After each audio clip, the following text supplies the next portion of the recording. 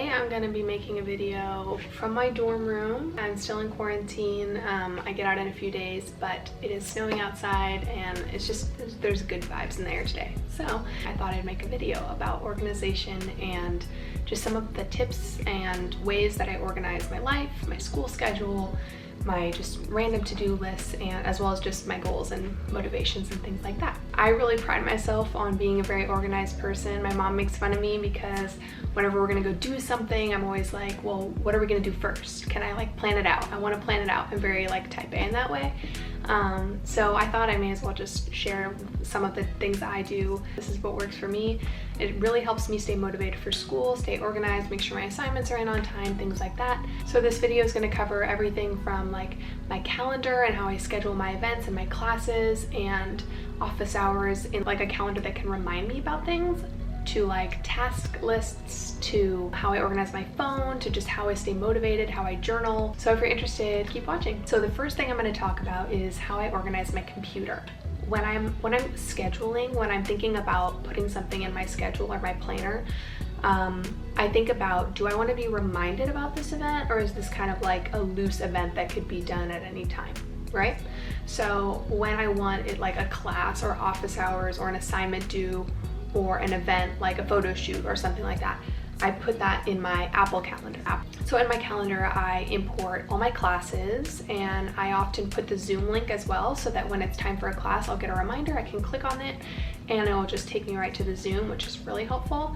And sometimes in the notes, I'll also put when the office hours are, or I'll just put them straight into my calendar with the Zoom link for the office hours, so that if I want to go, I can. It's also really helped me with like my to-do list creations, because when I can see the things that I really have to do that are in my Apple Calendar, I can see like, okay, I don't really want to have that many things on my to-do list today because I know I'm already going to have these like 3 big, long, stressful classes. So I don't want to have a really long task list for the day as well. So I kind of always check my Apple Calendar first before I move on to the task list. So now that we're going to talk about task lists, I kind of have another calendar. And it sounds kind of crazy, but it's really working for me lately. So I use this app called Notion, and yeah, it's my holy grail. It is my favorite app for everything. It's so good. Like every time someone asks me about organization or a planner or something, I'm like, get Notion. Just get it right now. You need it. So in Notion, I pretty much use it to organize everything that isn't something I need to be reminded about, because I check Notion all the time anyway, and it's really easy to move things around. So the first big thing that I use is my weekly spread.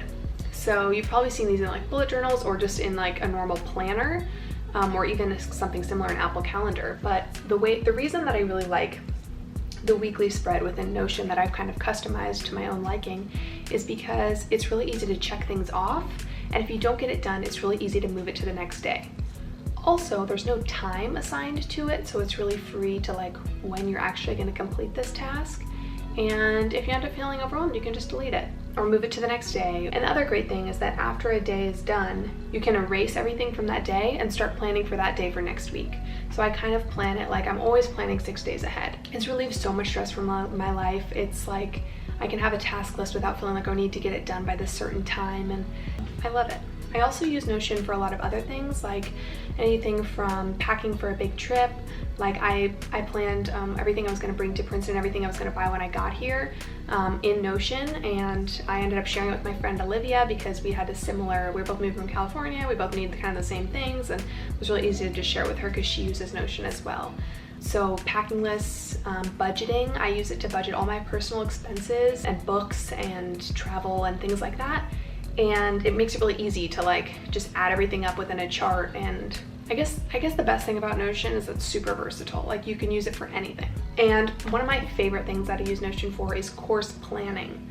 I have a separate page called course planning, and I've created a box for each semester where I can put the name of the class, the like abbreviation, and the grade that I got. And through this, I can easily see which requirements I need to get out of the way and kind of start planning ahead, like, oh, I wasn't able to take it this semester, but I'm going to take it next semester, things like that.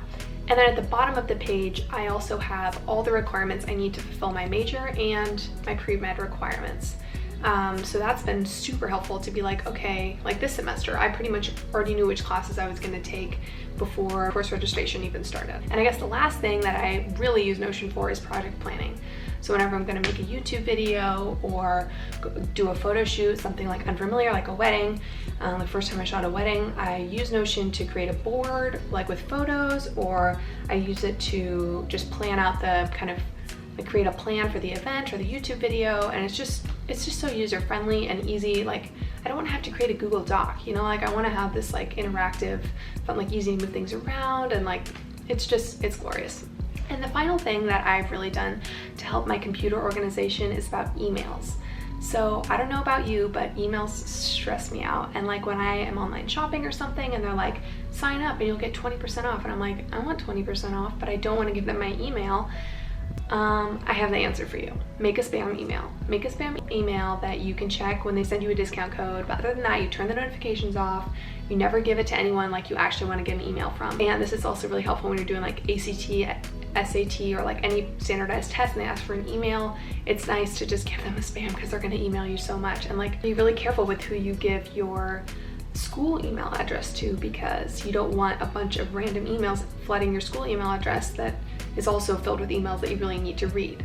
So by separating it, it's a lot easier to be like, okay, I need to read these in this email box, and in this email box I can literally ignore all of them because that's just junk, right?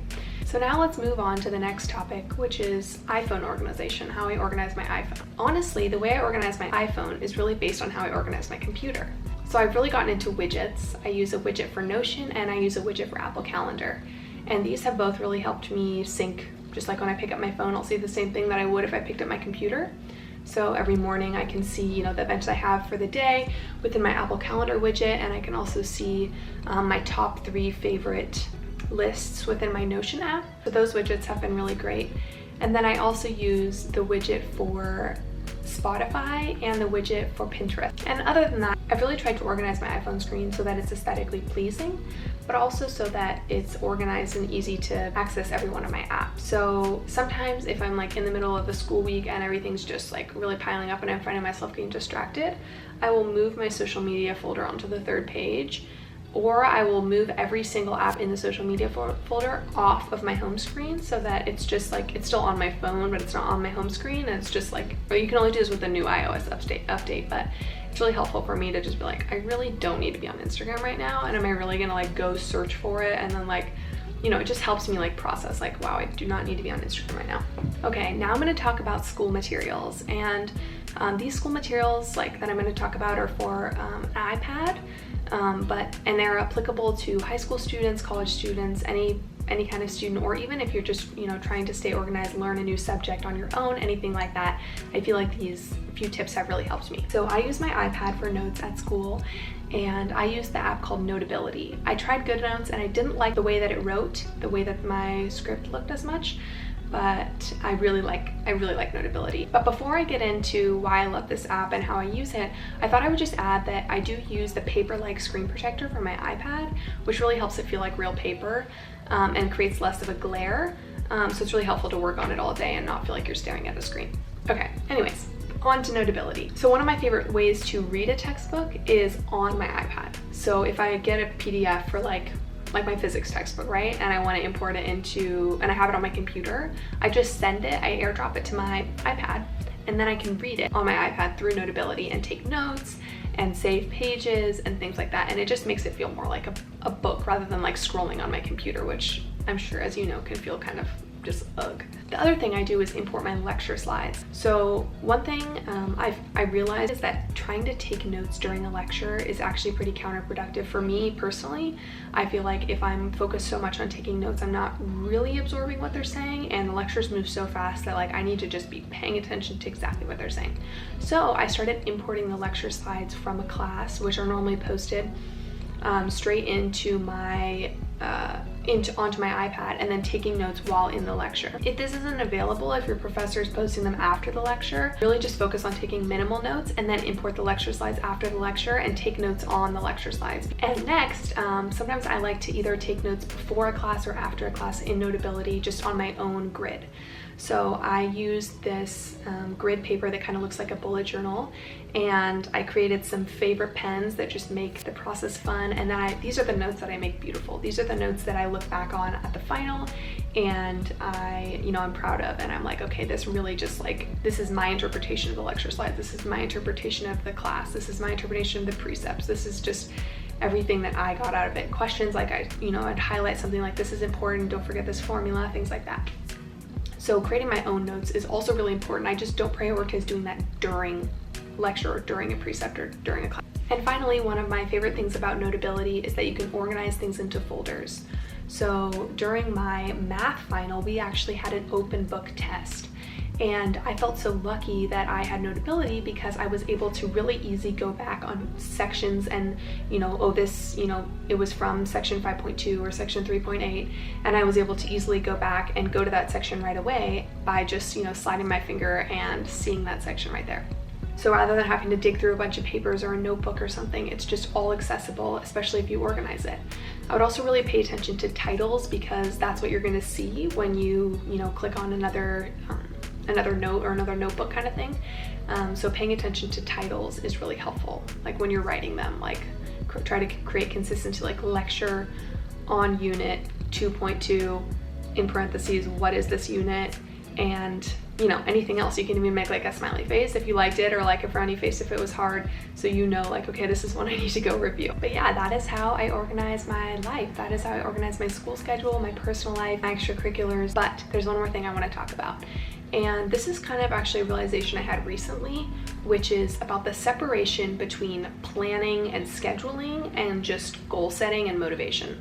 And I've had a really hard time separating those things in the past because sometimes I feel like if I don't fulfill my schedule, then my goals are not going to be fulfilled. And that's kind of scary. Like that's not how college should be, right? Like goals are separate from the schedule. If you miss something on your schedule, life is not over. So I recently started doing the 5-minute journal. So if you have an iPad, you can go onto the 5-minute journal website, and if you sign up for their newsletter, you can get the PDF version of the 5-minute journal and import it into Notability. The reason I love it is because it's based on how you feel at the beginning of the day and how you feel at the end of the day. So at the beginning of the day, you have the chance to say what you're grateful for and what would really make this day like perfect. And a lot of times I end up writing something that really changes the way I approach my day. So like if I sit down and I'm feeling kind of crummy and I just woke up and I'm like, ugh, and I sit down and I write like what would make this day great, and I'm like seeing my friends, like giving a hug to somebody, like, or dancing, or I'm like, oh yeah, okay, and I get out of bed and I do some ballet and I'm like, I feel better, just like it really helps me like approach the day with a positive attitude. Plus you get to write some daily affirmations, which as someone with imposter syndrome is very helpful.